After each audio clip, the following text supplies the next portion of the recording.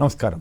Live షోకి స్వాగతం. ముందుగా అతిథుల పరిచయం. శ్రీ కేబీజీ తిలక్ గారు, సీనియర్ పాత్రికేయులు, ప్రముఖ విశ్లేషకులు, స్వర్ణాంధ్ర పత్రిక సంపాదకులు. శ్రీ ఎంవిఎస్ నాగిరెడ్డి గారు, వైఎస్ఆర్ కాంగ్రెస్ పార్టీ ప్రధాన కార్యదర్శి, రైతు విభాగం నేత, అలాగే గతంలో అగ్రికల్చరల్ కమిషన్ వైస్ చైర్మన్గా కూడా పనిచేశారు. నోరు తెరిస్తే అబద్ధాలు, భారతీయ సిమెంట్స్పై చంద్రబాబు కుయుక్తులకు అంతే లేదా, ఎమ్మెల్యేని పచ్చ పటాలాన్ని ముందు పెట్టి నాటకాల అంటూ ఈ భారతీయ సిమెంట్స్ మీద హైకోర్టు ఆదేశాలు ఇచ్చిన తర్వాత కూడా ఇంకా దానికి తెలిసి దాని కార్యకలాపాలు యథావిధిగా సాగేలాగా ప్రభుత్వం ఎందుకు చర్య తీసుకోవట్లేదు? పారిశ్రామిక రంగాన్ని ఇంత ఈ రకంగా ఇబ్బంది పెట్టడం ద్వారా వీరేం సాధించదలిచారు నాగిరెడ్డి గారు? సార్, భారతీయ సిమెంట్స్ 18 సంవత్సరాల నుంచి నడుస్తోందండి. ఇండియాలో ఉన్న సిమెంట్స్ ఫ్యాక్టరీలో ఒక టాప్లో నడుస్తుంది. 15,000 మంది దరిదాపుగా దాని మీద డిపెండ్ అయి ఉన్నారు. స్థానికంగా ఎక్కడా కూడా ఎటువంటి దాని మీద ఇష్యూ లేదు. లేని దగ్గర హైకోర్టు కూడా ఇటువంటి కేవలం వాళ్ళ ప్రభుత్వ విధానాల మీద జగన్మోహన్ రెడ్డి గారు వైఎస్ఆర్సీపీ పోరాడుతుంది కాబట్టి సో డైరెక్ట్గా జగన్మోహన్ రెడ్డి గారికి సంబంధించిన వాటి మీద చేయాలి అనేదానికి ఇదొక ఉదాహరణ. భారతీయ సిమెంట్స్ మీద అప్రజాస్వామిక విధానంగా నడుస్తున్నారు. రెడ్ బుక్ రాజ్యాంగం అనేది కేసులకే కాదండి, ఇది కూడా రెడ్ బుక్ రాజ్యాంగంలో ఒక పాత్ర మాత్రమే. సో మాజీ ముఖ్యమంత్రి గారికి సంబంధం ఉన్నటువంటి పరిశ్రమ మీదే ఈ రకమైనటువంటి వేధింపులు చేస్తే ఇక మిగతా పరిశ్రమల వాళ్ళు ఏమవ్వాలి? అంటే మాజీ ముఖ్యమంత్రి గారి మీదే చేసాం చూడండి, మీరు ఎవరైనా సరే ఇంతకంటే కసిలోకి ఉండరని చెప్పి వాళ్ళు చెయ్యాలనే ఉద్దేశం వాళ్ళు ఒక పబ్లిక్లోకి. కానీ ఇటువంటి విధానాలు ఎప్పుడు కూడా మనం చరిత్రలో ఎప్పటి నుంచి తీసుకున్నా సరే అప్రజాస్వామిక విధానాలు తిరిగి వాళ్ళకే చుట్టుకుంటాయండి. మన పక్క ఇంటికి నిప్పెట్టామనుకోండి, గాలి తీసుకొచ్చి మన ఇంటి మీద పెడుతుంది. ఇది కూడా అత్యంత ప్రమాదకరమైన విధానం డెమోక్రసీలో. సో 4వ ముఖ్యమంత్రిగా అయిన చంద్రబాబు నాయుడు గారు 16 సంవత్సరాలు ముఖ్యమంత్రిగా ఉన్న వ్యక్తికి ఇటువంటి పాలనా విధానాలు మాత్రం ఎట్టి పరిస్థితుల్లోనూ కూడా మంచిది కాదు. ఎక్కడ దాని మీద స్థానికంగా ఏదైనా సమస్య 18 సంవత్సరాల నుంచి నడుస్తున్న కంపెనీ, వాళ్ళు కొత్తగా వచ్చిన కంపెనీ కాదు. సో ఇండియాలో టాప్ లెవెల్లో ఉన్న సిమెంట్ కావాలంటే భారతీయ సిమెంట్స్ ఉందా అని అడిగి తీసుకెళ్లే క్వాలిటీ ఉన్న కంపెనీ. సో దాంట్లో అన్ని వేల కుటుంబాలు ప్లస్ ఇంకోటి కూడానండి, ల్యాండ్ సేకరించినప్పుడు వాళ్ళకి ఇచ్చేసిన ధర అయిపోగా మళ్ళీ రెండోసారి పేమెంట్ కూడా వాళ్ళకి మనం కంపెనీ లబ్ధి జరుగుతుందని చెప్పి జగన్మోహన్ రెడ్డి గారు ఇండియాలో అతి కొద్ది కంపెనీ యాజమాన్యాలు ఇచ్చినట్టుగా రెండోసారి పేమెంట్ చట్టపరంగా ఇచ్చిన తర్వాత కూడా మళ్ళీ రెండోసారి పేమెంట్ ఇచ్చారు. వాళ్ళు ఎవ్వరూ ఎటువంటి కూడా అబ్జెక్షన్ లేవనెత్తకుండా లోకల్గా సమస్య లేకపోయినా సరే కంపెనీని ఏ రకంగా ఎమ్మెల్యేని అక్కడ లోకల్గా టీడీపీ వాళ్ళని అడ్డం పెట్టి ఇదంతా అంతేనండి. లేకపోతే మీ శాసనసభ్యుడు మీ ఇదిలో లేకుండా నడుస్తుందా? ఇవన్నీ అంటే అనేక కంపెనీలు అక్కడే ఇంతకుముందు కంపెనీల మీద కూడా వాళ్ళు కంపెనీలకు వెళ్ళి సునభరాయిని వీటన్నింటినీ చేస్తే అదంతా చాలా ఇష్యూ అయింది. గవర్నమెంట్లోకి వెళ్ళిన కంపెనీ మూసేసుకుని వీడు రాష్ట్రం నుంచి వెళ్ళిపోతామని దగ్గరగా ఎన్ని కంపెనీలు వెళ్ళిపోతున్నాయో ఇప్పుడు వాళ్ళలోకే వస్తున్నాయి. 20 లక్షల కోట్లు ఇన్వెస్ట్మెంట్స్ వచ్చినాయి, ఎక్కడ వచ్చినాయో తెలియదు, వెళ్ళిపోయే వాళ్ళు కనపడుతుంది. రైట్. తిలక్ గారు, మీరు కూడా ఏం చెప్తారు? ఈ భారతీయ సిమెంట్స్ వ్యవహారంలో ఆంధ్రప్రదేశ్ ప్రభుత్వం, చంద్రబాబు గారి నాయకత్వంలో ఉన్నటువంటి ప్రభుత్వం ఇలాంటి సరళి అనుసరించడం కరెక్టేనా? నమస్కారం కేఎస్ఆర్ గారు, నాగిరెడ్డి గారు నమస్కారం. ఒక మాట చెప్తాను, ప్రత్యర్థి పార్టీలను వేధించడానికి ప్రభుత్వం అధికారాన్ని ఉపయోగిస్తాం. ఒక పక్కన ఆమెకు అనుకూలంగా ఉన్న ఉదాహరణకి మార్గదర్శిలో క్లీన్ సర్టిఫికేట్ ఇస్తారు కోర్టుకు. అక్కడ అక్రమాలు జరిగితే ఇక్కడ అక్రమాలు జరగకపోయినా అడ్డుపూల వేస్తాం. అంటే వాళ్ళకి కావలసింది ఈ రాష్ట్రం అభివృద్ధి కాదు, కేవలం తమ మాట చలాయించాలి, ఆధిపత్యం చలాయించాలి. ప్రత్యర్థి పార్టీలు రాజకీయంగా ఆర్థికంగా నష్టపోవాలి. ఇది ఒకటే టార్గెట్ వాళ్ళకి. అంతమించి ఈ రాష్ట్రం అభివృద్ధి చెందాలని మాత్రం కాదనేది నా అభిప్రాయం. రైట్. అమరావతి క్వార్టర్లో అడ్డగోలు దోపిడీ 72%, అలాగే 72% పనులకు 28% అంటూ 363 కోట్లది 524 కోట్లకి ఇచ్చారట. రైమంటూ ఇవాళ రహదారి ఆరంభోత్సవం చేయబోతున్నారట. సంతోషం. కానీ మరి ఈ ఖర్చు ఏమిటి? ఇంత ఎక్కడ రాజధాని వచ్చినా అట్లాగే డెవలప్ చేసి ఉండేవాళ్ళు, అది వేరే విషయం. కానీ ఇక్కడ ఏదో జరిగిపోతున్నట్లుగా ఇంతంత ఖర్చు పెట్టడం గురించి ఎందుకు ప్రస్తావించట్లేదో అర్థం కావటం లేదు. మరి ఈ భారీ ఖర్చు అనేది కూడా పరిగణలో తీసుకోవాల్సిన అవసరం ఉందా లేదా? తిలక్ గారు, రైమని రాశారు, సంతోషమే. కానీ మరోవైపు ఈ క్వార్టర్లు రోడ్డు నిర్మాణంలో కూడా చాలా పెద్ద ఎత్తున ఖర్చు అయిందని వార్తలు వచ్చాయి కదా. కిలోమీటర్కి 50 కోట్లు, కొన్ని చోట్ల అయితే ఇంకా 100 కోట్లు ఇట్లా కూడా అయిందని కూడా వచ్చినాయి కదా. రాష్ట్రంలో జరిగినటువంటి డిఎస్సి అక్రమాలతో తోడు అమరావతిలో జరిగినటువంటి ఈ ఈ ఈ ధరల పెంపు కమిషన్ల వ్యవహారం మీద కూడా సిబిఐ ఎంక్వైరీ జరగాల్సిందే. ఎన్ని వేల కోట్లండి దోపిడీ, వేల కోట్ల రూపాయలు ప్రపంచ బ్యాంకు నుంచి ఇతర ఆర్థిక సంస్థల నుంచి రుణాలు తీసుకురావడం, ఇంత అసాధారణమైన రేట్లతో కాంట్రాక్ట్లు ఇవ్వడం, ఇందులో ఆంతర్యం ఏమిటి? అందువల్ల ఇది ఖచ్చితంగా సిబిఐ ఎంక్వైరీ జరగాల్సిందే ఇక్కడ జరుగుతున్న దోపిడీ మీద. లేదంటే కేంద్ర ప్రభుత్వం సంస్థలు నిర్మించడానికి, భవనాలు నిర్మించడానికి ఇచ్చినటువంటి రేట్ల కంటే దారుణంగా 3-4 రెట్లు ఎక్కువగా మరి ఇక్కడ ఈ రాష్ట్ర ప్రభుత్వం రేట్లు ఫిక్స్ చేసిందంటే, దీంట్లో ఇంత జరుగుతున్నా కానీ అవినీతి కేంద్ర ప్రభుత్వం మాట్లాడుకుందాం ఉందంటే కూటమిలో భాగస్వామ్యంగా ఉన్నటువంటి బీజేపీ మద్దతు ఇస్తుందా ఈ అవినీతికి? దానికి కూడా జవాబు రావాల్సి ఉందండి కేసీఆర్ గారు. రైట్. ఇక ప్రతిపక్ష హోదా లేని సభలో చేయగలిగింది ఏమి లేదు అని జగన్ గారు అన్నారని చెప్పి దాని మీద స్పీకర్ గారు కూడా ఏదో కామెంట్ చేశారని, జీతాలు ఎందుకు ఇవ్వాలని అన్నారని. సో దీని మీద మీరు ఏమి సమాధానం చెప్తారు? సార్, ముందు జీతాలు ఎందుకు ఇవ్వాలి అనే దగ్గర శాసనసభకి వెళ్ళకపోవటం అనేది ఇప్పుడు వైఎస్ఆర్సీపీ ఫస్ట్ కాదండి. చంద్రబాబు నాయుడు గారు కూడా ప్రకటించి శాసనసభకు వెళ్ళలేదు. మరి చంద్రబాబు నాయుడు ఎన్టీ రామారావు కూడా వెళ్ళలేదు. సో అనేక అసెంబ్లీల్లో ఉన్న వాటిల్లో అంటే డెమోక్రసీలో ఒక నిరసన లేకపోతే ఎందుకు వెళ్ళలేదు? ప్రతిపక్ష నాయకుడిగా రోల్ ఇస్తే నేను మాట్లాడటానికి ఇచ్చే టైం నేను ఊరికనే జనరల్గా ఒక ఎమ్మెల్యేకి ఇచ్చే టైంతో నేను రాష్ట్ర సమస్యలు మాట్లాడలేను కాబట్టి నాకు అది ఒక్కటే పాయింట్తోనే కదండి ఇస్తే వాళ్ళు తెల్లారికే వస్తామన్నారు కదా. సో మీరు నిజంగా అసెంబ్లీలో చర్చ చేపడదామంటే అది మార్గం. అది కాకుండా వేరే విధంగా 11 మంది ఉన్నారు కాబట్టి 2 నిమిషాలు అని చెప్పి క్లోజ్ చేస్తే ఆయన లేచి అధ్యక్ష అనేటప్పటికే మైక్ కట్టేసే టైంకి ఉన్నప్పుడు అక్కడికి వెళ్ళి జగన్మోహన్ రెడ్డి గారు అదే పాయింట్ కదా వాళ్ళు ఆ పాయింట్ మీద సరైన వాళ్ళు వస్తే బాగా అవమానించాలని ఏమైనా ఆలోచనలో ఉన్నారా మీ అనుమానమా ఏమిటి అని మేము అది సరే అది అసెంబ్లీలో మాట్లాడే తీరులో ఉన్నా సరే దాన్ని ఫేస్ చేయడానికి జగన్మోహన్ రెడ్డి గారు సమాధానం చెప్పగలడు శాసనసభలో. కానీ టైం కోసం టైం అలాట్మెంట్ అనేది ఉంటే రాష్ట్ర సమస్యలు జగన్మోహన్ రెడ్డి గారు ఒక పులివెందులకే సమస్యకే కాదు కదా, వాళ్ళు ఒక శాసనసభ్యుడిగా ఇచ్చే టైం ఇచ్చే పరిస్థితికే ఉంది. కాబట్టి రాష్ట్ర సమస్యలు మొత్తం ఇప్పుడు లేవనెత్తాల్సిన సమస్యలు ఎన్ని సమస్యలు ఉన్నాయండి. సో ఈ సమస్యల మీద మాట్లాడే టైం కోసం ప్రతిపక్ష హోదా నాయకుడి హోదా ఇస్తే జరుగుతుంది దానికి. అది రైట్. మైమరిపించేలా మదిని దోచేలా పర్యాటకంలో ఆధునిక అనుభూతులని మరి అక్కడ ఏమున్నాయో కానీ వీళ్ళు మాత్రం ఏమాత్రం బ్రహ్మాండంగా రాసేస్తుంది. నిజంగా అట్లా జరిగితే సంతోషమే. కానీ కాకపోతే ఏంటి షాక్స్ అని అవని బీచ్లని పాడు చేయకుండా ఉంటే బెటర్ ఏమో. ఈ గోవా కల్చర్ తీసుకొస్తామంటున్నారు, మరి అదేమొద్దు. ఇక ఎస్క్రో ఖాతా ద్వారా పరిశ్రమలకు ప్రోత్సాహాలు ఇస్తారంట. ఓ పక్కేమో భారతీయ సిమెంట్స్ని ఇట్లా వేధిస్తూ ఉన్నారు. Krishnalanka station home guard arrest Saikrishna మృతి కేసులో. అయితే దీని మూలాల్లోకి వెళ్తున్నట్టుగా అనిపించట్లేదు. అసెంబ్లీకి రాని వాళ్ళు ఎమ్మెల్యేలు అవుతారంటే ముందు రాని వాళ్ళ గురించి కూడా అడిగితే బాగుండేదేమో. మండలి డిప్యూటీ చైర్మన్ అభ్యర్థిగా తోమాటి మాధవరావు. పార్టీ ఎమ్మెల్సీలంతా పూర్తిగా మద్దతు ఇవ్వాలి, ఎన్నిక సాఫీగా జరిగేలా సమన్వయంతో పనిచేయాలని వైఎస్ఆర్ కాంగ్రెస్ అధ్యక్షుడు జగన్ వైసీపీ అభ్యర్థిగా తోమాటి మాధవరావు గారిని ఎంపిక చేస్తూ ఆయన పోటీలోకి దిగుతారు. స్థానిక సంస్థల ఎన్నికలకు సైరన్, ఓటర్ల జాబితాలు, పోలింగ్ కేంద్రాలు, రిజర్వేషన్లు కసరత్తు షురు అయిందని కూడా వార్తలు వస్తూ ఉన్నాయి. చంద్రబాబు వస్తే వర్షాలు రావంటున్నారు. టీడీపీ నేత జేసీ ప్రభాకర్ రెడ్డి అన్నారట. చంద్రబాబు అధికారంలోకి వస్తే వర్షాలు రావంటున్నారు. రాష్ట్రంపై దేవుడు కొంచెం కరుణించడం వల్ల ఎక్కడెక్కడో వర్షాలు పడితే హెచ్ఎల్సీ హంద్రీనివాకు నీరు వచ్చాయని కూడా ఆయన అన్నారట. అయితే విశేషం ఏంటంటే పెనకచెర్ల డ్యామ్ రిపేర్ల కోసం నీటిని వదిలేశారని ఆయన బాధపడుతున్నారు. రాష్ట్ర ఆర్థిక పరిస్థితి బాగోలేదని, కనీసం పంచాయతీల్లో ట్యాంకులు పెట్టడానికి కూడా నిధులు లేవని ఆయన పేర్కొంటున్నారు. మరి దీని సంగతి పంచాయతీల్లో అంటే పవన్ కళ్యాణ్ గారిదా? అవునండి, డ్రింకింగ్ వాటర్ ట్యాంకులు అండి ఆయన. నిజంగానే నిన్న కూడా చంద్రబాబు గారు ఎల్నిలో ఎఫెక్ట్ చాలా ఎక్కువగా ఉంటుంది, 50% దాకా వర్షాభావం ఉందని చెప్పినట్టుగా వార్తలు వచ్చాయి. సో దానికి జాగ్రత్తలు తీసుకుంటున్నారా మీరు రైతు సంఘం? సార్ అసలు జాగ్రత్తలు తీసుకున్నాను. ఆయన చెప్పిన దాంట్లోనే రాష్ట్ర ఆర్థిక పరిస్థితి బాగోలేదు, పంచాయతీకి డ్రింకింగ్ వాటర్ పెట్టే పరిస్థితి లేదు. పెనకచెర్ల డ్యామ్ రిపేర్ ఎప్పుడు చేస్తారండి? ఇప్పుడు నీళ్ళు వచ్చిన తర్వాత రిపేర్ చేయలేదని వదిలేసిన పరిస్థితికి దానికి వెళ్ళిన ఒక సంబంధం లేదు కదా. సో పక్కన మహారాష్ట్రలో అధిక వర్షాలు పడుతున్నాయి, సో ఒక తెలంగాణలో పడుతున్నాయి, కర్ణాటకలో పడుతున్నాయి. డ్యాములన్నీ నిండి శ్రీశైలం డ్యామ్ కూడా నిండే పరిస్థితిలోకి వచ్చింది.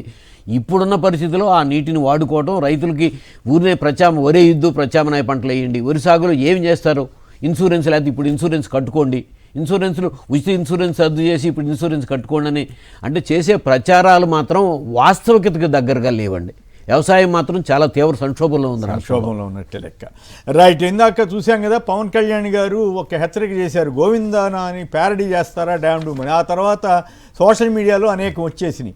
ఏమని పవన్ కళ్యాణ్ గారు ఏదో సినిమాలో పాట కానీ, లేకపోతే లోకేష్ గారు కానీ, ఇంకొక కొంతమంది టీడీపీ వాళ్ళు కానీ, బీజేపీ వాళ్ళు కూడా గోవింద పదాన్ని వాడతారు సహజంగానే. అన్ని చోట గోవింద అంటే అది హిందూ మతానికి వ్యతిరేకం కాదు, నిజానికి హిందూ మతానికి సంబంధించిన గొప్పతనం కింద కూడా తీసుకోవాలి. మరి పవన్ కళ్యాణ్ గారికి ఎందుకు కోపం వచ్చిందో అంటే సోషల్ మీడియాని అణిచివేయాలని నిన్న అనే రకంగా చంద్రబాబు గారు పోలీసుల్ని పురమాయిస్తున్నారంటూ వార్తలు వచ్చాయి. సో ఈ నేపథ్యంలో ఇంకొకటి ఇంట్రెస్టింగ్ విషయం ఏంటంటే నిన్న వచ్చిన ఒక ప్రకటన, 3 పార్టీలు కలిపి సోషల్ మీడియాలో వైసీపీ వాళ్ళు తెలుగుదేశం వాళ్ళు పెట్టినట్లు జనసేన వాళ్ళు పెట్టినట్లు పోస్టులు పెడతారు, జాగ్రత్తగా ఉండాలి.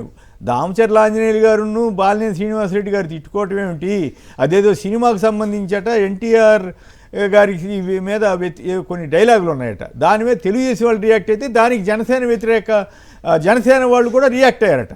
మధ్యలో వైసీపీని ఎందుకు ఇరికిస్తున్నారు ఈ 3 పార్టీలు కలిసి? చంద్రబాబు గారి స్ట్రాటజీ ఇది. ఓవరాల్గా ఈ సోషల్ మీడియా వార్ మీద నుండి సోషల్ మీడియా అణచివేతకు సంబంధించిన దీని మీద పవన్ కళ్యాణ్ గారి స్టేట్మెంటు, వీటన్నిటి మీద మీ కామెంట్ ఏమిటి తిలక్ గారు? సార్ గారు ఒక్క నిమిషం ముందు సబ్జెక్టులో కూడా వెళ్తాను. శాసనసభకు హాజరు కావడం దాని మీద. ఇప్పుడు శాసనసభకు ప్రతిపక్షం హాజరు కావట్లేదని చంద్రబాబు నాయుడు గారు పదే ఇప్పుడు రేపు అసెంబ్లీలో కూడా మళ్ళీ అదే ఇష్యూ చేస్తారు. నేనేమంటానంటే సరే ప్రతిపక్ష హోదా ఇవ్వట్లేదు, వైఎస్ఆర్ కాంగ్రెస్ పార్టీని రాజకీయంగా ప్రతిపక్ష పార్టీగా గుర్తిస్తున్నారా లేదా?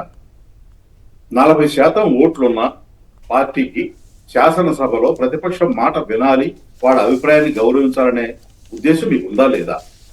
అది తేల్చుకోవాలి. ఒకటి, ఎందుకంటున్నానంటే ఈ మాట, మీరు 2 నిమిషాలు టైం ఇచ్చి 2 నిమిషాల్లో రాష్ట్ర సమస్యల మీద ప్రతిపక్ష నాయకుడు మాట్లాడాలి అని మీరు అనుకుంటే 2 గంటల పాటు ముఖ్యమంత్రి గారు ఉపన్యాసం, ఆ తర్వాత ముఖ్యమంత్రి గారిని పొగుడుతూ ఎమ్మెల్యేల ఉపన్యాసాలు జరుగుతాయి.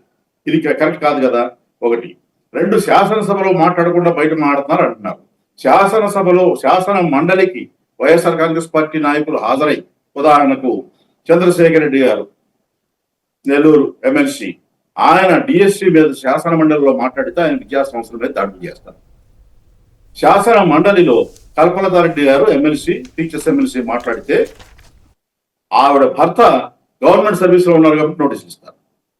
అంటే శాసన మండలిలో చట్టసభలో మాట్లాడాలి ప్రతిపక్షాన్ని కోరుకుంటున్నారా, లేదా మీరు వాళ్ళ మీద చర్య తీసుకోవాలనుకుంటున్నారా? ఇది ఒక ఆస్పెక్ట్. ఇక రెండవది ఏంటంటే శాసనసభకు రావట్లేదు, వీళ్ళకి ఎమ్మెల్యే పదవులు ఎందుకు, జీతాలు ఎందుకు అంటున్నారు. మరి 3 సార్లు 4 సార్లు మంత్రివర్గ సమావేశానికి రాని పవన్ కళ్యాణ్ గారికి జీతం కట్ చేస్తారా? దేనికి రాలేదు? కనీసం కారణం చెప్పారా? జగన్మోహన్ రెడ్డి కారణం చెప్పారు. సో మీరు మాట్లాడేదానికి ఒక అర్థం ఉండాలి, దానికి ఒక బాధ్యతగా మాట్లాడాలి. అది లేకుండా మాట్లాడితే జనం నచ్చుతుంది అనుకుంటే పోనీ గతంలో వీళ్ళు చేయలేదా అంటే వీళ్ళు చేశారు కదా. ఎన్టీ రామారావు గారు 2 ఏళ్ళు రాలేదు, చంద్రబాబు గారు దాదాపు 2 ఏళ్ళు రాలేదు.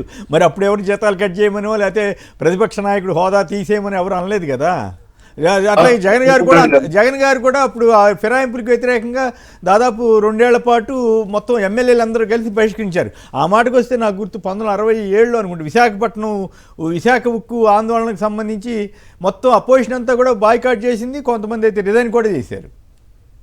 చంద్రబాబు నాయుడు గారు వ్యక్తిగత అంశం మీద బాయ్కాట్ చేశారు, జగన్మోహన్ రెడ్డి గారు ప్రజల సమస్యలను మాట్లాడడానికి బాయ్కాట్ చేస్తారు. ఇంకో విషయం తర్వాత గోవిందనామాలు పవన్ కళ్యాణ్ గారు అసలు 2 ఏళ్ళు కాదు 10 ఏళ్ల నుంచి గోవిందనామాలు పెట్టి ప్రజలకు నామాలు పెడుతుంది ఆయనే కదా. ఆయన దాని గురించి మాట్లాడితే రాష్ట్రంలో జరిగిన అన్యాయాల గురించి, అత్యాచారాల గురించి, అఘాయిత్యాల గురించి, హత్యల గురించి మాట్లాడకుండా సడన్ గా ఆయన గోవిందనామాలు గుర్తొచ్చినాయి. మీరు ఎన్ని మాట్లాడినా పవన్ కళ్యాణ్ గారు మిమ్మల్ని హిందువుగా ఎవరు పరిగణించారు అనేది నా అభిప్రాయం అండి. అట్లాంటి మాట్లాడింది మళ్ళీ లేనిపోయిన గొడవ మీ మీద కూడా కాదు. ఆయన సనాతన ధర్మానికి మారారు కదా, ఇప్పుడు సనాతన ధర్మం అట్లా కాదు అని అంటాం. కాదు అని అంటూ కరెక్ట్ కాదేమో, కాదు అని అంటూ కరెక్ట్ కాదు. కాదండి, హిందూ మనం ఎట్లా ధర్మాన్ని చెబుతాం పాటిస్తున్నా ఆయన హిందువు కాదని మనం ఎట్లా క్లెయిమ్ చేస్తాం? ఆయన క్లెయిమ్ చేసుకున్నాడు నేను హిందువు, నేను హిందూ మీరు ఎట్లా కాదంటున్నా, కాదంటారు? హిందూ కాదంటున్నా. ఓకే, అట్లయితే ఓకే. తర్వాత ఇకపోతే ఈ సర్కిల్ ఇన్స్పెక్టర్ స్థాయి అధికారులతో, స్టేషన్ హౌస్ ఆఫీసర్ల స్థాయి అధికారులతో ముఖ్యమంత్రి గారి సమావేశమై చర్చించారు. ఏం చర్చించారు? సోషల్ మీడియా గురించి. అసలు అయితే ముఖ్యమంత్రి ఒక్క స్థాయిలో నిమిషం ఆ ఇష్యూలోకి వెళ్తురు కానీ మొత్తం ఆ పాయింట్లు కూడా చెప్పేస్తాను. టార్గెట్ వైఎస్ఆర్సీపీ, సోషల్ మీడియా కట్టడి, రెడ్ బుక్కు మరింత బరితెగింపు, ర్యాలీలు పరామర్శలు యాత్రలను కట్టడి చేయాలంటూ చంద్రబాబు గారు పరోక్షంగానో ప్రత్యక్షంగానో చెప్పారట. ఏ పనైనా చేస్తాం సార్ మీరు అండగా ఉంటే అని వీర విధేయులైన అధికారులు కొందరు అన్నారట. అయితే ఇక్కడ చూడండి ఆంధ్రప్రదేశ్లో ఉన్న పరిస్థితులు, మిమ్మల్ని రేప్ చేసినా అడిగే దిక్కు లేదు అంటూ ఈయనెవరో యువ ఫ్యాషన్ డిజైనర్తో టీడీపీ నాయకురాలు వెట్టి చాకరీ చేస్తూ ఇట్లా చిత్తూరులో ఎక్కడో గొడవ జరిగింది. ఇట్లాంటివి జరుగుతోంది. మహిళలంతా ఆగ్రహం వ్యక్తం చేస్తున్నారు. హెడ్ కానిస్టేబుల్పై కత్తితో దాడికి యత్నించిన యువకుల అరెస్ట్ శ్రీకాళహస్తిలో, ఇప్పుడు కూటమి ప్రభుత్వంలోనే. కానిస్టేబుల్పై టీడీపీ నేత కుమారుడి దాడి, అరెస్ట్ భయంతో రౌడీ షీటరు కుటుంబీకుల ఆత్మహత్యాయత్నం. పోలీసుల మీదే దాడులు తెగబడుతున్నారని చంద్రబాబు గారు అంటున్నారు. ఆయన అపోజిషన్లో ఉన్నప్పుడు పోలీసులు అంటూ హెచ్చరించి అక్కడ పోలీసు వ్యాన్ దగ్ధం చేసింది ఎవరు? పోలీసు కానిస్టేబుల్ కన్ను పోయేటట్టు చేసింది ఎవరు? ఇప్పుడు మాత్రం దాడులు తెగబడుతున్నారంటూ ఇప్పుడు ఎమ్మెల్యేగా ఉన్న ఆయన ఒక ఆయన అప్పట్లో జగన్ గారి టైంలో పోలీస్ ఆఫీసర్ని శ్రీకాకుళం జిల్లా ఆయన అసలు ఎంత దారుణంగా దూషించారో ఆ వీడియోలు ఇప్పుడు కూడా తిరుగుతున్నాయి. అయినా చంద్రబాబు గారు మాత్రం వైసీపీ వాళ్ళని అంటారు. ఎవరు అట్లా చేయొద్దని చెప్తే బాగుండు, కానీ అట్లా చేయట్లే. నేరం చేయాలంటే భయపడాలంట. మరి నేరాలు చేస్తున్న తెలుగుదేశం వాళ్ళని మాత్రం శిబిరాల మీద దాడులు చేస్తే కూడా దిక్కులేని పరిస్థితి అనుకోవాలి. మరి మాజీ మంత్రితో మర్యాదగా వ్యవహరించారని గుడివాడ ఎస్ఐని వీఆర్కి పంపిన ప్రభుత్వం, కొడాలి నానికి నోటీస్ ఇస్తూ మర్యాదగా వ్యవహరించడం నేరం అంట. ఇది ఇంకా తమాషాగా ఉంది, వింతగా ఉంది. వ్యాపారికి టీడీపీ నేత బుద్దా వెంకన్న అల్లుడి వేధింపులటండి. ఇది చూడండి, అతను ఆత్మహత్యాయత్నం చేసుకున్నట్టున్నాడు. ఆత్మహత్యాయత్నం చేసిన విజయవాడ వ్యాపారి గెడ్డం సుమన్. అది పరిస్థితి. ఇప్పుడు మాట్లాడండి తిలక్ గారు. ఇప్పుడు మీరు పైగా సోషల్ మీడియాలో వైసీపీ వాళ్ళు పెడతారు జాగ్రత్త అని 3 పార్టీలు కలిపి ఒక స్టేట్మెంట్ ఇవ్వటం. సార్ ఇంకో మాట చెప్తాను. సర్కిల్ ఇన్స్పెక్టర్ స్థాయి అధికారులతో ముఖ్యమంత్రి సమావేశం కావడం అనేది హాస్యాస్పదం. సర్కిల్ కాదు సార్, ఎస్ఐలు కూడా ఉంటాయి సార్, ఎస్ఐలు కాడి నుంచి. నేను అనేది మీ డీజీపీ ఫెయిల్యూర్ అనేది మీరు ఒప్పుకుంటున్నారా? మీరు హోమ్ మినిస్టర్ పనికిరాని వాళ్ళని ఒప్పుకుంటున్నారా? దానికి జవాబు చెప్పాలి. ఈ రాష్ట్రంలో మీరు అధికారంలోకి వచ్చిన తర్వాత హోంశాఖ పనితీరు, శాంతి భద్రతల పనితీరు 32వ స్థానానికి దిగజారింది. దాని గురించి చర్చించారా? ఆ సమావేశంలో చర్చించాల్సింది లేదు కదా. పోలీస్ శాఖ మీద హైకోర్టు ఎన్నిసార్లు అక్షంతలు వేసింది, దాని గురించి చర్చించారా? పోలీస్ శాఖలో లాకప్డతలు జరిగినాయి, దాని గురించి చర్చించారా? పోలీస్ శాఖలో అవినీతి గురించి ఎన్నో విమర్శలు వచ్చినాయి, దాని గురించి చర్చించారా? అధికార పక్షం నేరాలు చేసినా కానీ కేసులు పెట్టకుండా ప్రతిపక్షం వాళ్ళ మీద వాళ్ళు నేరం చేయకపోయినా కేసులు పెడుతున్నారు, దాని మీద చర్చించారా? నిష్పాక్షికంగా ఉండండి, మా పార్టీ వారైనా స్పేర్ చేయొద్దని జగన్మోహన్ రెడ్డి మొట్టమొదటిసారి ముఖ్యమంత్రి అయినప్పుడు చెప్పారు. ఆ స్థాయిలో మీరు ఎందుకు మాట్లాడలేదు? అంటే మీరు కేవలం ఒక పార్టీని, ప్రతిపక్ష పార్టీ ఎదగకూడదు, వాడు నోరెత్తకూడదు, ప్రతిపక్ష నాయకుడు పర్యటించకూడదు, ప్రతిపక్ష నాయకుడు మాట్లాడకూడదు, ప్రతిపక్ష నాయకుడు విమర్శ చేయకూడదు, ప్రతిపక్షాలు ఎక్కడ కూడా నోరెత్తకూడదు. ఇదేనా మీ టార్గెట్? సోషల్ మీడియాలో మాట్లాడకూడదు, పత్రికల్లో వార్తలు రాస్తే కేసులు పెడతారు. అంటే మీ అధికారం శాశ్వతం చేసుకోవాలని, ప్రతిపక్షం లేకుండా చేయాలని ప్రయత్నం చేస్తున్నారా? ఇదేం ధోరణి? శాంతి భద్రతలు కాపాడే పరిస్థితి ఇదా? కేంద్ర ప్రభుత్వం 36వ స్థానంలో ఉందంటే మీకు ఏమాత్రం మీరు కొంచెం కూడా వెరపలేదే మీకు. అందువల్ల ఇది కరెక్ట్ కాదు. లాకప్ డెత్ కేసులో కూడా అసలు మూలాల్లోకి వెళ్లకుండా మీరు సీసీ కెమెరాలు ఫుటేజ్ ఎందుకు పోయింది, దాని గురించి ఎందుకు ఎంక్వైరీ చేయరు? దాని బాధ్యులు ఎవరిని గుర్తించి సస్పెండ్ ఎందుకు చేయరు? నిన్న ఎవరో హోమ్ గార్డ్ని అరెస్ట్ చేశారంట కదా. లేదా మీరు హోమ్ గార్డులు, అటెండర్లు, గుమస్తాలు, రోడ్డు మీద పోయేవాడు వీళ్ళు తప్ప నేనేమంటానంటే సాయి కృష్ణ తీసుకొచ్చిన వాళ్ళు ఎవరు? ఏ కేసు మీద తీసుకొచ్చారు? అది ఏమైనా బయటకు వస్తుందా? హైకోర్టు సాక్షాత్ నిన్నేముంది, హెబియస్ కార్పస్ పిటిషన్ సాయికృష్ణ కేసులో సాయికృష్ణ కనపట్టలేదని పిటిషన్ ఇస్తే సంవత్సరం అయిపోయింది, హోంశాఖ ఇంతవరకు కౌంటర్ వేయలేదని చెప్పేసి హైకోర్టు ఆక్షేపణ జరిపింది. 2 వారాలు టైం అడిగితే మేము ఇవ్వమని చెప్పి 6 నెలల్లో ఫైల్ చేయాలన్నారు. సిగ్గుపట్టలేదా? హోంశాఖ ఉందా ఈ రాష్ట్రంలో? పనిచేస్తుందా? ఎవరిని మాట్లాడతారు?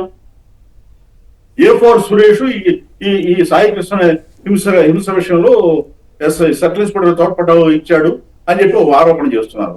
అటు సురేష్ తప్ప ఇంకెవరు లేరా? ఎఫ్ఐఆర్ ముఖ్యమంత్రి చెప్పేవారికి ఎందుకు రిజిస్టర్ చేయరా? అందులో కేసు మూలాల్లోకి వెళ్ళకుండా ఎక్కడ ఏది జరిగినా కానీ కేసు మూలాల్లోకి వెళ్ళరు. రాజమండ్రిలో ఆ ఆడపిల్ల చచ్చిపోతే ఏం చేస్తున్నారు మీరు? ఎవరిని రక్షించడానికి మీరు ఈ గేమ్ అంతా ఆడుతున్నారు? రాష్ట్రంలో శాంతి భద్రతలు ఉన్నాయా? జనసేన పార్టీ నాయకుల ఇంట్లో బెడ్రూమ్ లో సీసీ కెమెరాలు పెడితే మీరు ఎవరిపై చర్య తీసుకున్నారు? బాధ్యత లేదా?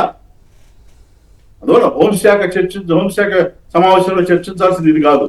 మీరు హోంశాఖ మంత్రి డీజీపీ ఫెయిల్ అయ్యారని ఒప్పుకోండి. చర్చించాల్సిన విషయాలు ఇవి కాదనేది మీరు ఇప్పటికైనా గ్రహిస్తే మంచిదని నేను అనుకుంటాను. తర్వాత పదే హోంశాఖ వ్యవహారాల్లో లోకేష్ గారు జోక్యం చేసుకుంటున్నారు, ఆయన ఆదేశాలు ఇస్తున్నారు అని ఆరోపణలు ఉన్నాయి. ఈ ఆరోపణలకు తోడు కొద్ది రోజుల క్రితం లోకేష్ గారు పార్టీ సమావేశంలో మాట్లాడుతూ ఏం చెప్పారు? ఎక్కడైనా కార్యకర్తకు అన్యాయం జరిగితే నేను డీజీపీని పంపిస్తా. ఆయన కానిస్టేబుల్ డీజీపీ అంటే జోక్యం చేసుకుంటున్నారు. ఆయన పెత్తనం కేసు పెడితే తప్పు చేసినా కూడా కేసు పెడితే కానీ ఏదైనా కానీ ఉండే డీజీపీని పంపిస్తా అని చెప్పడం ఏంటి? అంటే డీజీపీ అంటే అంత చులకనా? ఆయన కానిస్టేబుల్ అతను అంటే రెడ్ బుక్ గారు హోంశాఖ మంత్రి గారు రాజమండ్రిలో ఆడపిల్ల మీద అఘాయిత్యం ఇది యాక్సిడెంట్ చేసి చంపితే దాని గురించి మాట్లాడకుండా నేను ఏదో మాట్లాడతారు. రైట్. ఇది దీంతో పాటు ఇది నిన్న వాళ్ళ ప్రకటన ఏమిటి? ఆ 3 పార్టీలు కలిసి వైసీపీ సోషల్ మీడియా అటువంటి వాళ్ళు తిట్టుకోవటం ఏంటి? జనసేన వర్సెస్ టీడీపీ వాళ్ళు దూషించుకోవటం ఏమిటి? అదేదో సినిమా వచ్చిందట కదా, నేనైతే చూడలేదు. కనకరాజు ఏదో సినిమా వచ్చిందట. ఆ సినిమాలో ఏదో డైలాగుల మీద వాళ్ళ 2 పార్టీలు వాళ్ళు హోరాహోరీగా మాట్లాడుకున్నారట. దాన్ని వదిలేసి సరే మీరిద్దరు మాట్లాడుకోవద్దని చెప్పడం తప్పు కాదు, వైసీపీ సోషల్ మీడియా ఇట్లా తగాదాలు పెడద్దని చెప్పడం ఏంటి? దామచర్ల ఆంజనేయులను దామచర్ల జనార్దనను బాలినేని శ్రీనివాసరెడ్డి గొడవ పడితే వాళ్ళిద్దరూ ఓపెన్గా ప్రభుత్వంలో జరిగిన అక్రమాలని వాళ్ళు బయట పెడితే మధ్యలో వైసీపీని విమర్శించడం ఏంటి? వీళ్ళు కేసీఆర్ ఒక మాట చెప్తా, వాళ్ళు సోషల్ మీడియా తప్పు పడుతున్నారు. సరే, ఏ పార్టీ పెట్టినా తప్పు అని అన్నారు. తప్పు పెడితే పొరపాటు చేస్తే ఈ రోజు ఉదయం నేను చూపిస్తాను 15కు పైగా వీడియోలు తెలుగుదేశం వాళ్ళు పెట్టి అడ్డగోలు మాటలు, అసభ్యకరమైన మాటలు. అంటే సోషల్ మీడియా చర్యలంటే ఒక వైసీపీ మీదనా, తెలుగుదేశం మీద కాదా? అసలు బీజేపీ మీద ఎవరు పెడుతున్నారంటే బీజేపీ వాళ్ళని రెస్పాండ్ లేదు. మీరు బీజేపీ వాళ్ళ మీద వైసీపీ వాళ్ళు పెట్టారా? ఎందుకు వాళ్ళని రెచ్చగొడతారు 3 పార్టీలని? జనసేన ఫ్లో సరే జరుగుతోంది, కొంత తగ్గింది, ఆ ఫ్లో తగ్గింది కొంత. మీరు నేనేమంటే తెలుగుదేశం పార్టీ వాళ్ళు విచ్చలవిడిగా ఇష్టారాజ్యంగా అసభ్య పదజాలంతో అబద్ధాలతో మీరు వీడియోలు పోస్ట్ చేస్తూ దీంట్లో వాళ్ళు చేస్తున్నారు, వాళ్ళ మీద యాక్షన్ తీసుకోండి అని చెప్పడం ఏంటి? అంటే పోలీసు వ్యవస్థ కలుషితం అయిపోతుంది, పోలీసు వ్యవస్థ నిర్వీర్యం అయిపోతుంది అనేది ఇది నిదర్శనం. పదే చెబుతూ ఉంటారు ఇదే పోలీసు వ్యవస్థ నాశనం చేస్తున్నారని. గుడివాడలో కొడాల నాని గారి దగ్గరికి వెళ్ళి నవ్వితే కూడా ఆయన్ని పాపం వీఆర్కు పంపించేస్తారని మర్యాద కోసం నోటీస్ ఇవ్వడానికే కదా, ఎక్కడ కదలొద్దని నోటీస్ ఇవ్వడానికి వెళ్తే కూడా నవ్వితే వీఆర్కు పంపించేశారంటే అసలు ఇట్లాంటివి ఎంత పోకడలు ఎప్పుడైనా చూసాము మనం? అది ఇప్పుడు ఆయన దగ్గర నవ్వితే ట్రాన్స్ఫర్ చేశారంటున్నారు. రిప్రజెంటేషన్ ఎలా తీసుకున్నారని అంటే తీసుకుంటే ట్రాన్స్ఫర్ చేస్తారని భయమేమో. అలా ఉంది కదా. Right, okay. ఇంకో మాట చెప్తానండి మీకు. చంద్రబాబు నాయుడు గారు పదే ప్రతిపక్షం ఆరోపణలు ఇంకో ఆరోపణలు చెబుతున్నారు. నేను బాహాడిగా చెబుతున్నాను, పరకాల ప్రభాకర్ అనే వ్యక్తి ఒక చిన్న వ్యక్తి కాదు. గత 6-8 మాసాలుగా ఆయన ప్రచారం చేస్తున్నారు ఇలా ఆంధ్రప్రదేశ్ లో ఓట్ల మాయాజాలం జరిగింది అని.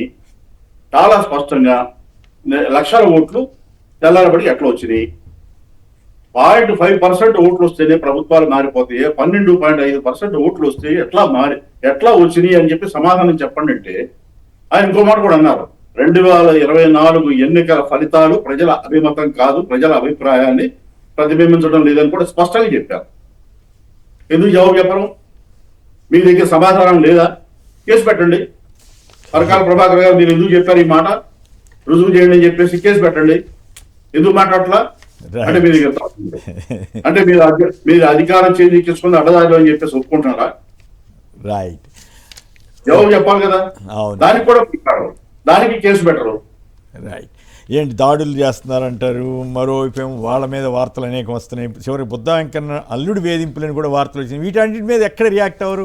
ఎక్కడైనా చిన్నది జరిగితే నాకు ఒక మంత్రి చెప్పారండి, 1994 అనుకుంటా, టు మై రిమెంబరెన్స్. ఆ రోజుల్లో ఒక ఎస్ఐ గారు ఒక ఆ మంత్రి గారిని కలవటానికి వచ్చారు సెక్రటేరియట్కి. సెక్రటేరియట్కి వస్తే లోపలికి పంపించారంట. ఎవరు మీరంటే ఎస్ఐ అన్నారు. ఎస్ఐ నీకు అసలు ప్రోటోకాల్ తెలుసా అన్నారట. ఏం సార్ అంటే ఏదో పని మీద. ఫస్ట్ యూ గో అవుట్, ఎందుకంటే ప్రోటోకాల్ ప్రకారం నువ్వు వచ్చి సెక్రటరీకి వచ్చి ఇట్లా కలవటం తప్పు అని. ఇప్పుడు ఆ పరిస్థితి నుంచి ఇప్పుడు సీఎం గారి స్థాయిలోనే ఎస్ఐ నుంచి డీజీపీ వరకు ఒకేసారి వర్చువల్ మీట్లో పెట్టే అంటే ఓవరాల్గా నేను ఈ గవర్నమెంట్ ఆ గవర్నమెంట్ అని కాదు, బహుశా మరి ఇంకే గవర్నమెంట్ అన్నా చేసిందేమో నాకు గుర్తులేదు కానీ, బట్ ఆ పరిస్థితి ఆ రకంగా ప్రమాణాలు తగ్గిపోవటం బాధాకరం కదా సార్. ఒకటి ఫస్ట్ ఒంగోలు ఇన్సిడెంట్ అండి. ఒంగోలు ఇన్సిడెంట్లో బాలినేని శ్రీనివాసరెడ్డి గారు దామచర్ల జనార్దన్ గారు మధ్యలో ఇష్యూస్ అది. అక్కడ ఎక్కడ కూడా బాలినేని శ్రీనివాసరెడ్డి గారు కానీ వాళ్ళు కానీ అసలు వైసీపీ వాళ్ళ రోల్ అనేది లేదు. శ్రీనివాసరెడ్డి గారు చేసిన అభియోగం ఏంటి, మా వ్యక్తిని మురళి అనే వ్యక్తిని తీసుకెళ్ళి అతను జనార్దన్ మీద ఒక పాంప్లెట్ వేశారు అనే దాంట్లో నా పేరు చెప్పమని చెప్పి ఒత్తిడి పోలీస్ స్టేషన్లో చేశారు అనే అభియోగంలో జరుగుతున్న చర్చ. దాంట్లో మళ్ళీ వీళ్ళు చేసుకోవడానికి అసలు ఎక్కడ కూడా 0.1% కూడా అసలు వైసీపీ పాత్ర అక్కడ లేదు. సో మీకు మధ్యలో జరుగుతున్న సంఘర్షణలు అనేక చోట్ల వాళ్ళ అవును జనసేనకి తెలుగుదేశానికి జరుగుతున్న సంఘర్షణలో వైసీపీ అభిమాని జగన్మోహన్ రెడ్డి గారి అభిమాని ఎప్పుడు కూడా ఏదైనా పెడితే ధైర్యంగానే పెడతాడండి. అంతేగాని జనసేన పేరుతోనో లేకపోతే తెలుగుదేశం పేరుతోనో పెట్టడం అనేది అసలు జరగదు. సో ఇప్పుడు మీరు మనం మాట్లాడుతున్నాం కదా, ఈ వీడియో మన లింక్లో వస్తుంది కదా, తర్వాత దాని కింద కామెంట్స్ చూడండి ఏ రకమైన కామెంట్స్ ఉంటాయి మా ప్రెస్ మీట్స్లో కానీ ఏ టీవీలో కానీ సరే. మరి వీటన్నిటి మీద డెమోక్రటిక్ ఇదిలో ఉండాలి అనే భాష మంచిది కాదనేది నేను మాట్లాడినా భాష తప్పే. సో దాన్ని మనం ఏ రోజున కూడా మేము మాట్లాడితే కరెక్ట్ అనే పదం మాట్లాడాల. జగన్మోహన్ రెడ్డి గారి టైంలో కూడా మేము పార్టీ చూడడం, ప్రాంతం చూడడం, లేకపోతే కులం చూడడం, మతం చూడడం అనే కదా ఇచ్చింది. ఇప్పుడు వచ్చిన తర్వాత జరుగుతున్నది ఏంటి ఇప్పుడు పాలనలో? రెండోది కూడా రివ్యూ మీటింగ్స్ ఎప్పుడు కూడా అంటే ఉన్నత స్థాయి ప్రతి డిపార్ట్మెంట్కి ప్రిన్సిపల్ సెక్రటరీ, అట్లాగే పోలీస్ డిపార్ట్మెంట్కి డీజీపీ ఉన్నప్పటికీ కూడా జిల్లాలో అడ్మినిస్ట్రేటివ్ పవర్ అంతసేపు కలెక్టర్, ఎస్పీ అండి. Collector magisterial powers. అందుకని ముఖ్యమంత్రులు కలెక్టర్ల కాన్ఫరెన్స్ పెట్టడము లేకపోతే కలెక్టర్లకి వాళ్ళు, ఎందుకంటే ఎనీ పాలసీ గవర్నమెంట్ పాలసీ తయారు చేస్తే ఇంప్లిమెంటింగ్ అథారిటీ కలెక్టర్ కాబట్టి. అంతేగాని కిందకి వెళ్ళిపోయి వెళ్ళటం మూలంగా ప్రభుత్వమే తన స్థాయిని తగ్గించుకుంటుందా లేకపోతే పై అధికారుల్ని వాళ్ళ గౌరవాన్ని తొలగిస్తుందా అనేది ఇది అవుతుంది. ఇంతకు ముందు కూడా చంద్రబాబు నాయుడు గారి పాలనలో ఇదిలోకే ఉందండి. అంటే ఎమ్మెల్యేలు వెళ్ళి ఏదైనా చెప్పడానికి వెళ్తే ఆఫీసర్స్తో మీ ముఖ్యమంత్రి గారు మాతో మాట్లాడారు, లైవ్లో మాట్లాడారు అని చెప్పే పరిస్థితి. అంటే వాళ్ళ శాసనసభ్యులకి వాళ్ళకే ఇటువంటివన్నీ ఇబ్బందికరం వచ్చే పరిస్థితి. పాలనలో వాళ్ళందరూ మెజారిటీ అంతా అసలు వాళ్ళది మా నాయకులు వస్తే తప్ప పనులు చేయొద్దని చెప్పి మాట్లాడిన భాషనే చూస్తున్నాం కదా.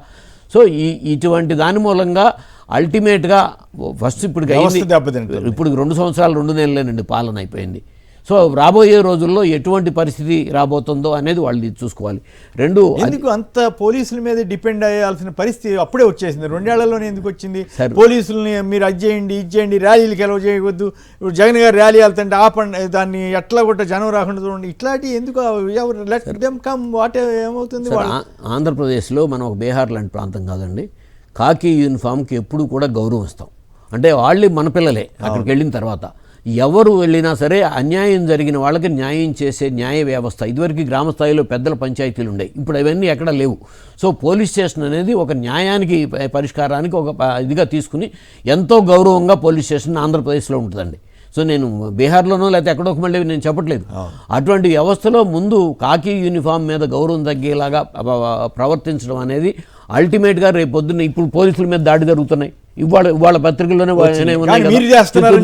ఎందుకు పట్టుకున్నారు కదా, అంతా వాళ్లే కదా సార్. ఇప్పుడున్న పరిస్థితిలో వైఎస్ఆర్సీపీ వాళ్ళు పోలీస్ వ్యవస్థ మీద చేసే పరిస్థితి ఉందా రాష్ట్రంలో?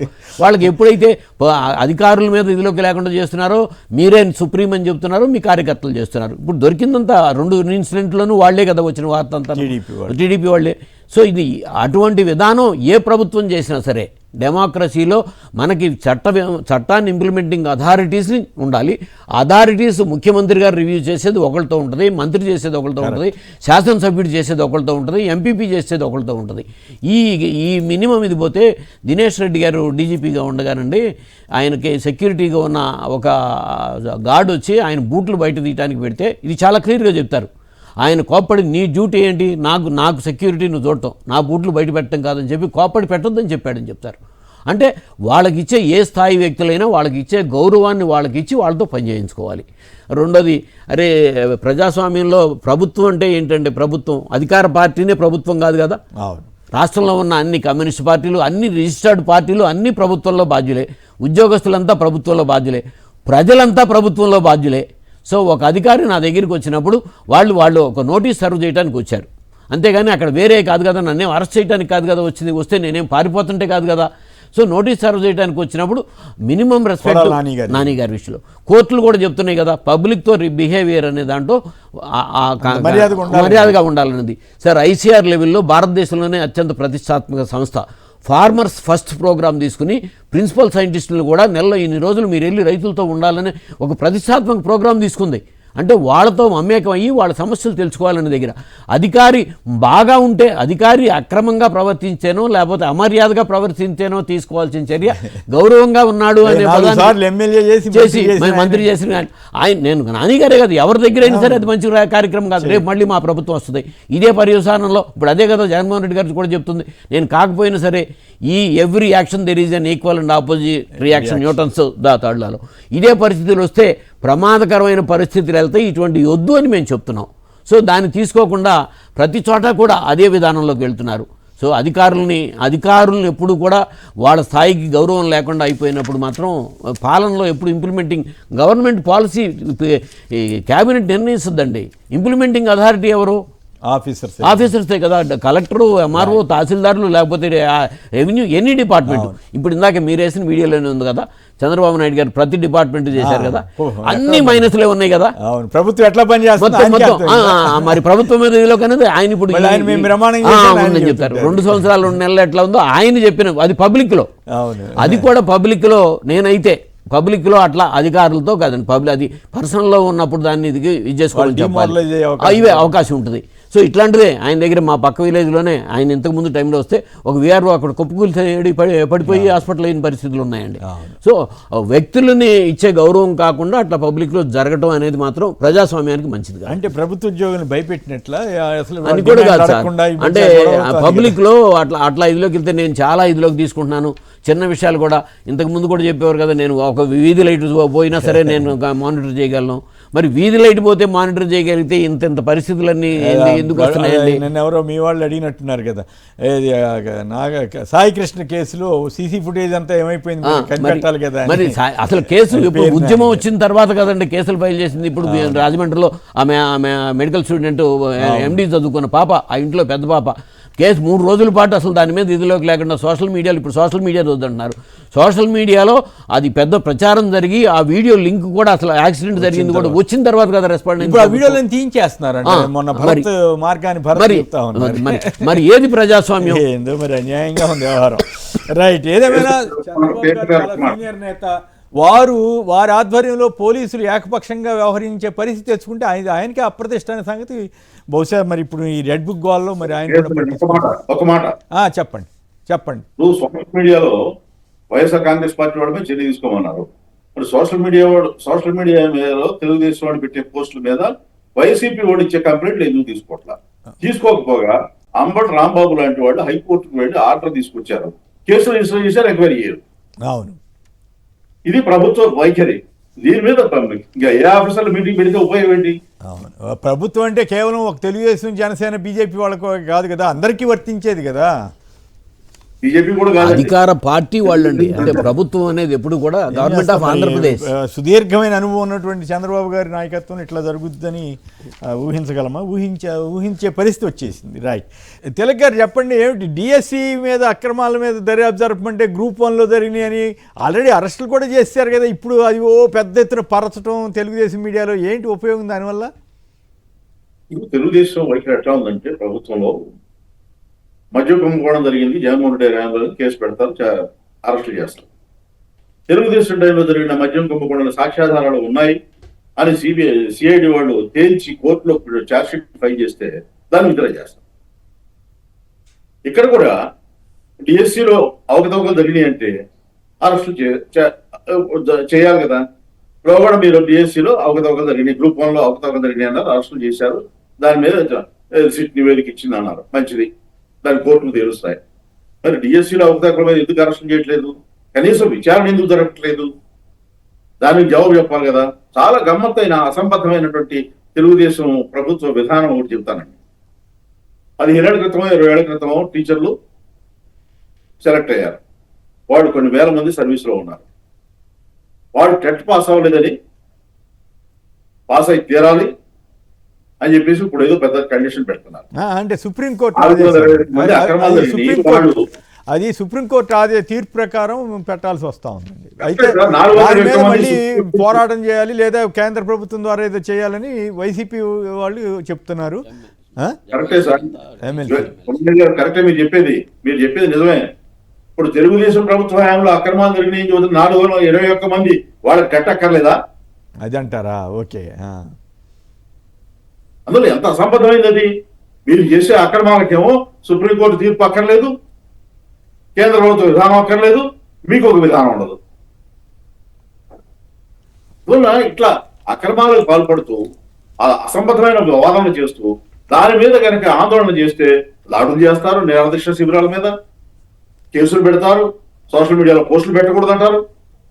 మళ్ళీ ఆ టీచర్లు తీసుకొచ్చి ఆ టీచర్లంతా ఎందుకంటే వేల మందిని తీసుకురావడం, 421 మందిని తీసుకొచ్చి వాళ్ళతో చెప్పించండి, మేము చేసింది కరెక్టే, మేము మా ప్రభుత్వం చెప్పింది కాబట్టి, జీవోలు ఇచ్చింది కాబట్టి మీరు రాశాం, మా తప్పేంటని చెప్పించండి. అది చేయరు. ఆ 421 మందిని దాస్తారు, దాచిపెట్టి వేల మంది సక్రమంగా సెలెక్ట్ అయిన వాళ్ళని తీసుకొచ్చి వైసీపీ వ్యతిరేకంగా నేను అలా చేశానని చెబుతాను. ఇది ఏమి పద్ధతి అండి? అంటే ప్రతిదానికి కౌంటర్గా ఒక కేసు పెట్టడం, దాని మీద తీసుకొచ్చి రోడ్డు మీద అమలు చేయడం, ఇదే నా ప్రభుత్వ విధానం. ఏం బాగలేదండి డిఎస్సిలో కానీ ఏదైనా కానీ, ఆ మధ్య విషయంలో కూడా ఇదే పద్ధతి. ఇప్పుడు పని కట్టుకుని గ్రూప్ 1 తీసుకురావడం పోటీగా తీసుకొచ్చినట్టే కనపడుతుంది తప్ప అర్థం లేదు. ఏమి నాగిరెడ్డి గారు? సార్, ఇండియాలో సివిల్ సర్వీసెస్ అనేది టాప్ లెవెల్లో జరిగే ఎగ్జామ్ అండి. అంటే గవర్నమెంట్ ఆఫ్ ఇండియా కంట్రోల్లో, దానికి పబ్లిక్ సర్వీస్ కమిషన్ అంతా ఉంటుంది. అట్లాగే రాష్ట్రాల లెవెల్లో గ్రూప్ 1 అనేది కూడా మళ్ళీ ఇక్కడ కూడా టాప్ లెవెల్లో జరిగేది. ఇది అనాదిగా దానికి కూడా మళ్ళీ స్టేట్ సర్వీస్ కమిషన్ ఉంటుంది. సో వాటి నిబంధనల ప్రకారం జరిగేదేమో గ్రూప్ 1. కానీ ఇప్పుడు జరిగిన దాంట్లో టీచర్స్ది కానీ, ఇప్పుడు జగన్మోహన్ రెడ్డి గారి టైంలో మేము సచివాలయాల్లో 2,20,000 మంది ఉద్యోగస్తులని రిక్రూట్మెంట్ జరిగింది. 2,20,000 మందిని ఎంత పారదర్శకంగా ఎక్కడన్నా సింగిల్ ఇన్సిడెంట్ ఎక్కడన్నా అభియోగం వచ్చిందా? లేదు. సో ఇప్పుడు డిఎస్సి మీద వచ్చిన దాంట్లో స్పోర్ట్స్ కోటాలో క్లియర్ కట్గా వాళ్ళు ఇచ్చిన జీవోల్లోనూ వాళ్ళకి సమాధానం ఇప్పటికీ కూడా లేదు. పార్టిసిపేట్ చేస్తేనే, అసలు ఎగ్జామ్ కూడా రాయకుండా వాళ్ళకి ముందు నేషనల్ లెవెల్ స్పోర్ట్సా లేదా స్టేట్ లెవెల్ అని కూడా కాదు, ఎక్కడైనా దీంట్లో పార్టిసిపేట్ చేసేసారి వాళ్ళకి సర్టిఫికేట్లు ఇష్యూ చేశారు. వాళ్ళని ఎగ్జామ్ కూడా లేకుండా వచ్చిననే దాని మీద ఎక్కడా కూడా సమాధానం లేకుండా మీరు అందరినీ వ్యతిరేకిస్తున్నట్టుగా ప్రచారం చేస్తున్నారు. అక్కడ జరిగిన రిక్రూట్మెంట్లో మాట్లాడిన దాంట్లో ఇప్పుడు గ్రూప్ 1 ఆల్రెడీ వాళ్ళు ఎంక్వైరీ చేశారు, ఎంక్వైరీ చేసి ఒక సీనియర్ ఐపీఎస్ ఆఫీసర్ని అరెస్ట్ చేశారు. ఇప్పుడు దాంట్లో ఇంకోటి కూడా, అంటే రిటర్న్లో తక్కువ మార్కులు వస్తే ఇంటర్వ్యూలు ఎక్కువ వచ్చినాయి. అంటే సివిల్ సర్వీసెస్ తీయండి, రిటర్న్కి ఇంటర్వ్యూకి సేమ్ వస్తాయి. ఇంటర్వ్యూ ఉద్దేశం కూడా అదేనండి. కొంతమంది ఏంటంటే ఇక్కడ కాకపోయినా కూడా వాళ్ళ వొకాబులరీ కానీ వాళ్ళ ఫ్రీ ఆఫ్ దీని మీద కానీ అడ్రస్సింగ్ ఆఫ్ ది పోడియం కానీ ఇవన్నీ కూడా ఇంపార్టెంట్ అక్కడ. సో ఒక టాప్ లెవెల్ ఆఫీసర్స్ కావాలని రాసిన దానికి మీరు ఏమి సరే వాళ్ళు రాసుకున్న దానికి అంటే ఇప్పుడు డిఎస్సి మీద పెద్ద ఎత్తున ఉద్యమం జరుగుతుంది. ఇది కూడా లోకేష్ గారు రిజైన్ చేయాలని జరుగుతుంది కాబట్టి దీన్ని ఏదో తీసుకొచ్చారు. ఏమవుతుంది, ఆల్రెడీ అరెస్ట్ చేశారు కదా. అసలు ఇప్పుడు రీజనబుల్ గా ఏమడుగుతారు మీరైనా, తిలక్ గారైనా, అవును సరే దాని మీద అరెస్ట్ చేశారు, దీని మీద కూడా అరెస్ట్ చేయండి, లేకపోతే దీని మీద కూడా సిబిఐకి అప్పు చెప్పండి. మీరు అదే కదా మేము అడుగుతుంది, దీని మీద ఎంక్వైరీ సిబిఐకి ఇవ్వమంటున్నాం. మీరు నిజంగానే దాని మీద చేసినట్టుగానే దీన్ని కూడా ఇచ్చేసి ఎంక్వైరీ చేసి క్లీన్ చిట్ తో బయటకు రావచ్చు కదా. అది లేనప్పుడు ఎవరిచ్చినా అది తిరిగి చూడగానే వాళ్ళ మీదకే తిరిగి అనుమానం వచ్చే పరిస్థితిలోనే ఉంది తప్ప దానికి సమాధానంగా లేదండి. రైట్. ఇక మరింత గట్టిగా పోరాటం ఆంధ్రప్రదేశ్ పీపీపీలో ఆంధ్రప్రదేశ్ ఫర్ సేల్. అలాగే ఏ వర్గం సంతృప్తిగా లేదు. నింగిలోకి నిత్యావసర వస్తువుల ధరలు, రాష్ట్రంలో నెల నెలా పెరిగిపోతున్న ద్రవ్యోల్బణం, వీటి మీద కాన్సన్ట్రేట్ చేయకుండా సోషల్ మీడియాని వైసీపీ వాళ్ళని ఎలా అలన్ చేయాలి, ఈ గోలంతా ఎందుకు సార్ చంద్రబాబు గారు? మీరేమంటారు తిలక్ గారు? తెలుగుదేశం పార్టీ నిన్న జగన్ గారి మీటింగ్ సంబంధించి కూడా పీపీపీ మీద ఆంధ్రప్రదేశ్ ఫర్ సేల్ అని వ్యాఖ్యానిస్తున్నాడు ఆయన. అవునండి, అది అక్షరాల నిజం అండి. ఈ రాష్ట్రాన్ని అమ్మకం పెట్టడానికి కోసమే అధికారంలోకి వచ్చారు అక్రమ పద్ధతుల్లో అనేది పరకాలు గారు చెప్పిన ప్రకారం అక్రమ పద్ధతుల్లో అధికారంలోకి వచ్చారు. అధికారంలోకి వచ్చిన తర్వాత అక్రమ పద్ధతుల్లో రాష్ట్రాన్ని అమ్మేస్తున్నారు. దీనికోసమే మీరు అధికారం వచ్చింది, దీనికోసమే మీరు అధికారం చేపట్టింది. ప్రజల అభిప్రాయం ఇదే అని మీ ఓటు ఇచ్చింది. రాష్ట్రం ఏ రకంగా మీరు తీసుకున్న పీపీపీ పద్ధతుల వలన ప్రైవేట్ వాళ్ళ లాభం తప్ప ప్రజలకు ఏ రకంగా ఉపయోగం చెప్పండి. అది చెప్పరు. అది చెప్పకుండా ప్రజల కోసం చేస్తున్నామని చెబుతారు. ఇప్పుడు జగన్మోహన్ రెడ్డి గారు చెప్తున్నాడు అన్ని రంగాల్లో వైఫల్యం చెప్పమన్నాడు తెలుగుదేశం పార్టీ వాళ్ళని లేదా ప్రభుత్వాన్ని. ఏ రంగంలో సక్సెస్ అయ్యారో మీకు ఇంకో మాట ఈ సందర్భంలో చెప్పదలుచుకున్నాను. ప్లానింగ్ శాఖ వాళ్ళు ఎంత భజన చేస్తున్నారంటే ఆ ప్రణాళిక శాఖ వాళ్ళు ఎల్లునో వచ్చినా కానీ వ్యవసాయ రంగంలో 13.5% వృద్ధి సాధించినారు రాష్ట్రం. ఇంత భజన ఆయన భయం చేసుకుంటాడు. జనం వీళ్ళ అధికారులు కూడా అట్లా తయారయ్యారు. ఇట్లా ప్రభుత్వం అన్ని రంగాల్లో వైఫల్యమై అన్ని రంగాల ప్రజలు విమర్శిస్తుంటే గ్రామీణ ఆర్థిక వ్యవస్థ చిన్నాభిన్నమై ధరలు పెరిగి జనం అల్లాడుతుంటే మీ ఇష్టం వచ్చినట్టుగా పన్నులు పెంచడం, మీ ఇష్టం వచ్చినట్టుగా ప్రైవేటైజ్ చేయడం, మీ ఇష్టం వచ్చినట్టుగా పరిపాలన చేయడం ఏమిటి అయిపోయిందంటే నిత్యావసర వస్తువుల ధరలు కూడా బాగా పెరిగిపోయినాయని వార్త వచ్చింది. మామూలు కాదండి, మామూలుగా పెరగలేదండి. ఓకే, అది ఆ సివిల్ సప్లైస్ మినిస్టర్ ఎంతసేపు రైస్ మిల్లులు బియ్యం మరి అందులో ఏముందో అంతరార్థం అర్థం కాదు. రైట్. ఓకే సార్, పోరాటం ఉధృతం చేయాలని జగన్ గారు అంటున్నారు. ఇప్పుడు వాళ్ళ జనరల్ ద్రవ్యోల్బణంలో ఆంధ్రప్రదేశ్ ఇండియాలో 2వ ప్లేస్లో ఉందండి. ఆహార ద్రవ్యోల్బణంలోనేమో ఫస్ట్ ప్లేస్లో ఉంది, హైయెస్ట్ ద్రవ్యోల్బణం. రేట్లు అంత ఎక్కువ ఉన్నాయి, అన్నపూర్ణ లాంటి. కానీ అదే సమయంలో రైతులు ఏ పంట పరిస్థితి తీసుకున్నా సరే రైతులకు ధర లేదు. మొత్తం యాక్వా దగ్గర నుంచి, మొక్కజొన్న దగ్గర నుంచి, ఉల్లిపాయల దగ్గర నుంచి, ప్రతి దగ్గర నుంచి వాళ్ళ పొగాకు రైతులు రోడ్డు ఎక్కుతుంది, మామిడి దగ్గర నుంచి, బియ్యం దగ్గర నుంచి కూడా. సో వ్యవసాయ రంగం మొత్తం తీవ్ర సంక్షోభంలో ఉన్నప్పుడు ఇంత ఆహార ద్రవ్యోల్బణం ఎందుకు వస్తుంది అంటే రైతుల్ని, వ్యవసాయ రంగాన్ని కాపాడుకోకపోతే భవిష్యత్ అనేది చాలా ప్రమాదకరమైన పరిస్థితిలో పడుతుంది. ఇప్పుడు వాళ్ళ జగన్మోహన్ రెడ్డి గారు శాసనమండలిలో కూడా ఇచ్చింది ఏంటంటే ప్రజా సమస్యల మీద. సో వాళ్ళ ఫీజు రీయింబర్స్మెంట్ మీద 9,000 కోట్ల పైగా ఇంకా బకాయిలు ఉన్నాయి. ఆ పిల్లలు అయిపోయిన తర్వాత వెళ్ళాలంటే డబ్బులు కడితేనే సర్టిఫికేట్లు ఇస్తామంటున్నారు. సో వాళ్ళు కూలి చేసుకునే వాళ్ళు, ఆటో కార్మికుల పిల్లలు వాళ్ళంతా కూడా ఏ సంఘర్షణలోకి వెళ్తారు. అట్లాగే డ్వాక్రా మహిళలకి 10 లక్షల వరకు వడ్డీ లేని రుణాలు ఇస్తున్నారు. ఇంతవరకు ఎక్కడా ఏది లేదు. ఈ 2 సంవత్సరాలు 2 నెలల పాలనలో ఒక కొత్త పెన్షన్ ఇవ్వాలా, ఒక కొత్త రేషన్ కార్డు ఇవ్వాలా. ఉద్యోగస్తులకి ఎవ్రీ 6 monthsకి ఒక డిఏ ఇస్తారు. సో 5 సంవత్సరాల పాలనలో జగన్మోహన్ రెడ్డి గారు 11 డిఏలు ఇచ్చారు. ఇవాళ ఒక్క డిఏ ఇవ్వాలా. సో రైతులకు ఉచిత ఇన్సూరెన్స్ రద్దు చేశారు, ఇన్పుట్ సబ్సిడీ ఇవ్వలేదు, 0 వడ్డీ ఇవ్వలేదు. అంటే రైతులు, మహిళలు, యువత, ఉద్యోగస్తులు, వృద్ధులు ఇంత తీవ్ర వ్యతిరేకతతో ప్రభుత్వం మీద ఉంటే వీళ్ళంతా కూడా ఎక్కడికి వెళ్ళినా జగన్మోహన్ రెడ్డి గారు వేలాదిగా ప్రజలు రావడం చూసి తట్టుకోలేకపోతున్నారు. దాన్ని ఎందుకు వస్తుంది ఈ లోపం, మనం ఎక్కడ సరిదిద్దుకోవాలనే ఆలోచన లేదు.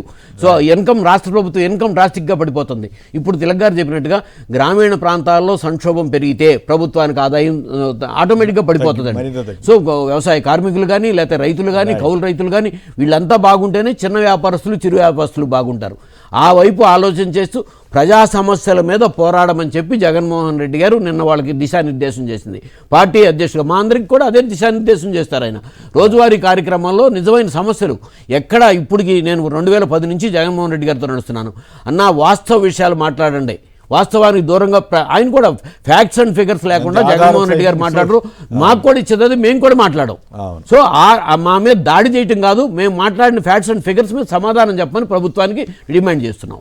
రైట్. తిలక్ గారు అలాగే ఎంవిఎస్ నాగిరెడ్డి గారు ఇద్దరికి కూడా ధన్యవాదాలు. ఇది నేటి చర్చా కార్యక్రమం. నమస్కారం. మరిన్ని అప్డేట్స్ కోసం ఛానల్ ను సబ్స్క్రైబ్ చేయండి. నోటిఫికేషన్స్ కోసం బెల్ ఐకాన్ పై క్లిక్ చేయండి.